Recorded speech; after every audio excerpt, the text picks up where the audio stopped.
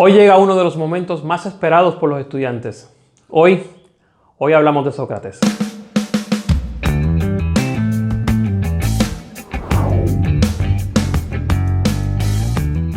Vamos a hablar de ese filósofo que todo el mundo piensa que es el primer filósofo de Grecia y no es así. Ya tenemos varios capítulos dedicados a filósofos que estuvieron antes que Sócrates. Pero definitivamente Sócrates va a dar un giro a la filosofía que merece la pena y merece el esfuerzo sobre todo de hacer un video dedicado completamente a él.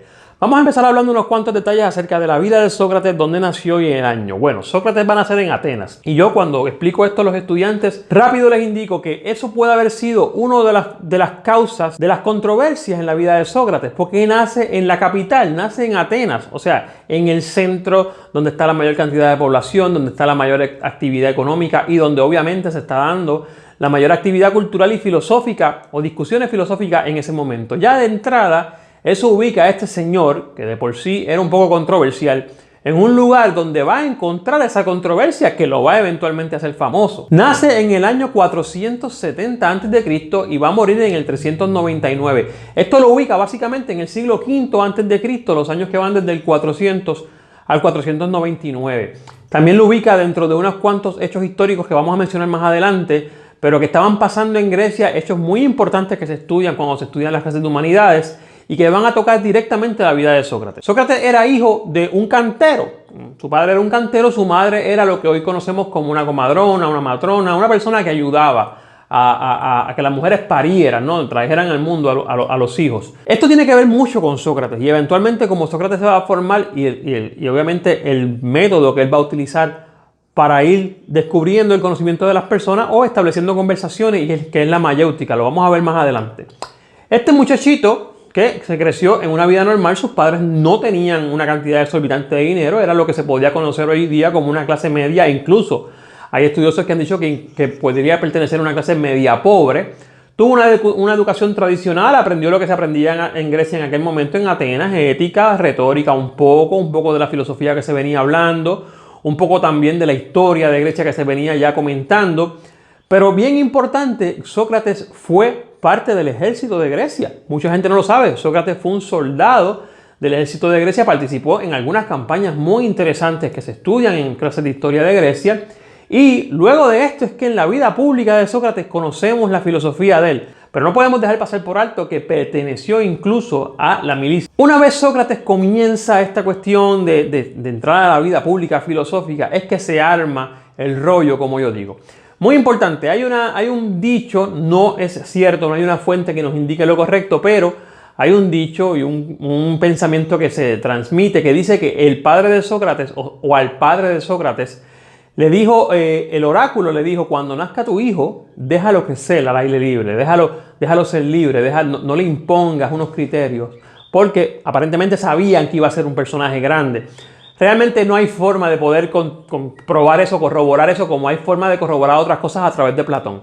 Lo que sí vamos a ver es que este señor Sócrates utilizaba un método filosófico bien diferente a lo que se venía hablando. Y es que Sócrates no se va a interesar en lo que se interesaban los primeros monistas, la sustancia única y originaria del universo. No se va a interesar en lo que es y no es como Parménides, en el cambio como Heráclito, en los átomos como principio universal o principio fundamental de la vida como Demócrito, en los números como Pitágoras, nada de eso.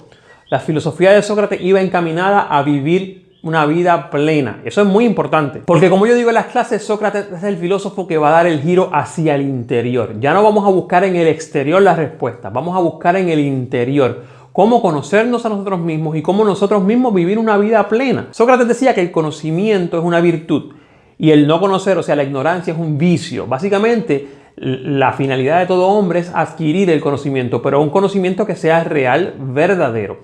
Y aquí es que entra mucho de las controversias de Sócrates, porque una conversación con Sócrates era realmente entrar en una discusión o en una dialéctica, como lo llaman, en donde la persona contestaba las preguntas de Sócrates. Bueno, esto comenzaba así. Sócrates le preguntaba algo como si Sócrates ignorara la respuesta o ignorara el conocimiento que iba a traer la respuesta. Y la persona contestaba lo que sabía. Y ahí Sócrates a través de preguntas le iba interpelando cada contestación hasta que lograba que la persona se diera cuenta que realmente su conocimiento no estaba bien basado. Así trabajó temas como el amor, la libertad, la felicidad, la educación, la ética, la moral, incluso la religión. Todos estos, ¿a quiénes? En la mayoría a jóvenes. Y es muy importante saber, como vimos en el video de los sofistas, los jóvenes de Atenas siempre estaban buscando cómo educarse más, siempre estaban buscando contestar esas preguntas que las tienen todos los jóvenes. Y los que no podían pagar un sofista, porque no tenían mucho dinero, seguían a Sócrates, que daba clases caminando por la plaza, constantemente tirando preguntas al aire, los estudiantes le contestaban. Claro, en una mente joven, en una mente que tiene esa hambre de conocer y esa hambre de cambiar el mundo, estos conocimientos de Sócrates y estas enseñanzas de Sócrates van a ser un peligro ante la política que había en ese momento, porque obviamente estás creando mentes quizás revolucionarias, quizás reformadoras, un poco distintas a lo que la aristocracia y lo normal en el poder estaba acostumbrado. Y es por eso que se empiezan a dar estos problemas con Sócrates, en los que se le empieza a acusar de estar corrompiendo la mentalidad de los jóvenes, atentando contra el orden establecido, porque los jóvenes escuchaban a Sócrates, entonces llegaban a las casas o llegaban a los lugares públicos y se expresaban y hacían cosas basadas en las enseñanzas de Sócrates, que no eran malas, sino eran diferentes al orden que estaba establecido. Cuenta la historia, según Platón, que una vez se le preguntó al oráculo quién era la persona más inteligente o más sabia en Grecia, y el oráculo respondió que Sócrates. A lo que Sócrates, eventualmente cuando se entera, responde que él solo sabe que no sabe nada. Yo solo sé que no sé nada. Una frase muy importante que repetimos mucho, pero hay que buscar la esencia y la sabiduría que hay en esa clase. No es que Sócrates fuera un ignorante o que Sócrates no supiera de alguno u otro tema. Es que realmente Sócrates sabía que mientras más aprendía de un tema, más ignorante era, dando hincapié a una de las bases filosóficas más importantes de la humanidad, que ningún conocimiento es absoluto. Sócrates se planteaba como un ignorante porque no sabía nada, nunca llegaba al conocimiento pleno de algo, como van a pretender algunas otras ramas del conocimiento. Esto también le valió a Sócrates varios enemigos, porque entonces decían que Sócrates estaba jugando con los muchachos, porque entonces ¿cómo es que es probable que él sepa, pero entonces que solo sepa que no sabe nada? ¿Qué es lo que sabe? ¿Hay algún conocimiento que sí sepa? La gente no lograba entender realmente lo que quería decir Sócrates. Esto le va a causar un problema muy grande, lo hablamos en el video de Utifrón, cuando hablamos en el Instagram y en el Facebook acerca de la bondad, y es que a Sócrates se le comienza a juzgar, a culpar, ¿verdad? Sobre todo diciendo que estaba corrompiendo a la juventud, que sus pensamientos y sus enseñanzas corrompían a la juventud, pero sobre todo que iban en contra iban a favor de la negación de los dioses, que no iban acorde con lo que los dioses exigían. Y esto le va a costar un juicio a Sócrates, y no solamente un juicio, le va a costar la condena a muerte. La famosa apología de Sócrates, que es su defensa ante el tribunal, Sócrates expresa todo lo que tiene que decir en cuanto a lo que se le está acusando. En cuanto a que no lo pueden acusar porque él no está haciendo ningún mal, empieza a hablar de realmente qué es el mal, qué es el bien, y entra en toda esta dialéctica de una vida examinada, que es lo que él hace, acerca de qué es lo que está bien y está mal en una sociedad, quién lo determina, qué papel juegan los dioses en ella, muy importante. Sabemos el final del cuento, lo sentencian a muerte, le dan dos opciones realmente, a Sócrates le dan dos opciones.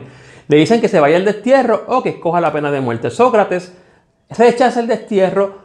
Mucha gente dice que lo rechaza pues porque él fuera de Atenas no podía enseñar, que entonces iba a estar en contra de sus enseñanzas porque no era ser libre realmente. Si tú acatabas una dirección que era sacarte de tu país es porque te estaban atormentando o te estaban atentando en contra de tu libertad y no era lo que le enseñaba. Pero la realidad también es que fuera de Atenas se corría el riesgo de que lo mataran. O sea, no eran los tiempos como son ahora. También cuando estaba en ese periodo de cárcel esperando su pena de muerte, los amigos de Sócrates logran sobornar a los carceleros haciéndole una opción o abriéndole una puerta para que se pueda escapar. A lo que Sócrates se niega también, e incluso a esos mismos que estaban tratando de escapar, a esos amigos, a esos discípulos, les da una clase allí mismo en la misma celda. El día de su muerte, tomando la cicuta, un veneno, esa es la forma de ejecutar la pena de muerte, Sócrates se despide con un famoso discurso, está recogido en los escritos de Platón, obviamente hablaremos de Platón más adelante, pero lo importante aquí es que Sócrates murió acusado por un poder, o sea, por el poder de la aristocracia, diciendo que estaba corrompiendo a los jóvenes, que negaba la existencia de los dioses. Y esto es muy importante porque es el poder funcionando en contra de los que hablan de reformas o de los que parece ser que están hablando de reformas. Las enseñanzas de Sócrates van a perdurar hasta nuestros días porque tocan un tema muy importante. Es el hombre mirándose hacia adentro. Sócrates no va a hablar de cómo construir conocimiento, qué es lo real y qué no es lo real, cuáles son las bases de la materia, como van a hablar Platón, Aristóteles y eventualmente los demás. Sócrates se concentra en sí mismo Y esa es la filosofía que hoy en día es la que comienza, o sea, todos los que comenzamos en filosofía, pues comenzamos cuestionándonos a nosotros mismos, de qué estamos hechos, por qué funcionamos como funcionamos y cómo vivir plenamente o cómo vivir mejor. Ese es el gran cambio que ofrece Sócrates a la filosofía. Mirarse hacia adentro para desde adentro que sea la filosofía la que nos convierta en mejores seres humanos. Hasta la próxima.